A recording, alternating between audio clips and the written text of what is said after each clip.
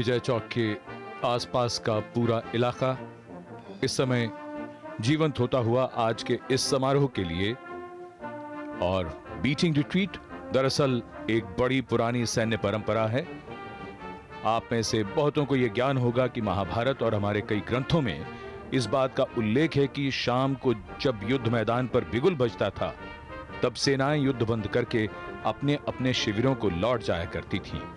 वर्तमान में जब रिट्रीट की धुन बजती है तब ध्वज को उतारकर उसे सम्मान के साथ ले जाया जाता है।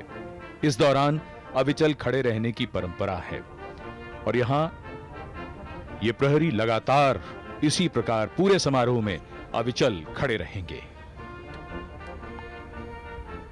In a short while from now, the President of India, Shri Ramnath Kovind, will arrive. Here, the Defence Minister, Shri Rajnath Singh, has arrived at Vijay Chowk.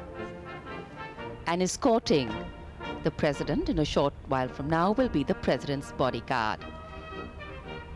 After the President's arrival, they will present the national salute. The tricolour will be unfurled to the playing of the national anthem. And then the sounding of the fanfare will be the cue for Vijay Chowk to reverberate with the notes of pipes, drums, cymbals, trumpets, horns and trombones. The military bands will enthrall and enchant with a seamless blend of slow and quick marches moving effortlessly from a reel to a hymn.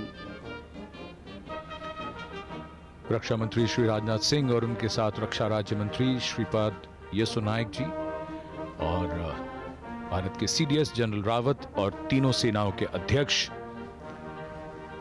और रक्षा सचिव प्रतीक्षा में एक एक करके यहां गण्यमान्य व्यक्तियों का आगमन हो रहा है। और यहां उत्सुक जनसमूह, जैसा कि हम सब जानते हैं, उत्तर भारत में इस बार सर्दियां लंबी और सर्दियां बहुत ज्यादा, उसकी पूरी तैयारी के साथ, उत्सुकता के साथ यहां बड़ी संख्या में दर्शक और विशिष्ट तथा गण्यमान्य व्यक्ति अपना स्थान ग्रहण कर चुके हैं। बीटिंग रिट्रीट,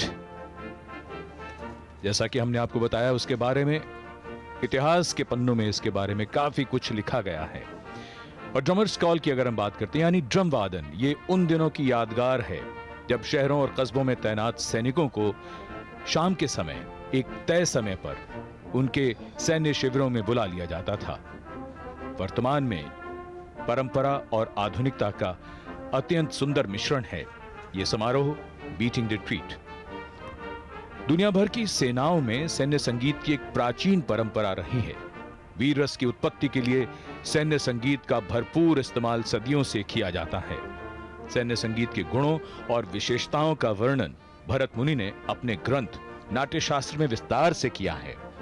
उन्होंने संगीत को ईश्वरीय रचना कहा जो हृदय और आत्मा को स्पर्श करती है।